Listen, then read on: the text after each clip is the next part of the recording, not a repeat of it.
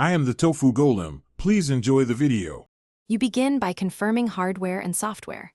Make sure your phone or DAC/headphones support Ldac and update firmware now. Enable Bluetooth and pair the target device. Don't delay pairing. If you're on Android, open Settings, tap build number 7 times to enable developer options. Once done, you can access Bluetooth codec controls.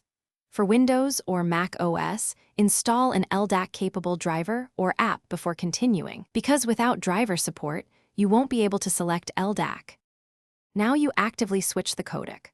On Android, go to Developer Options, find Bluetooth Audio Codec, and choose Ldac. You may need to tap the device name in Bluetooth settings first. Once selected, set Ldac playback quality, choose 990 kbps for maximum fidelity, or 660/330 if range or stability is an issue. Make sure Ldac is allowed for both A2DP sync and source roles. For desktop solutions, open your Ldac driver app and set codec priority. Finish by verifying Ldac is active and testing audio. Play a familiar track and confirm the codec label shows Ldac in developer options or the driver app. Make sure latency and sound match expectations. If audio drops or the codec reverts, restart Bluetooth or reboot your device, then repair. One key troubleshooting tip.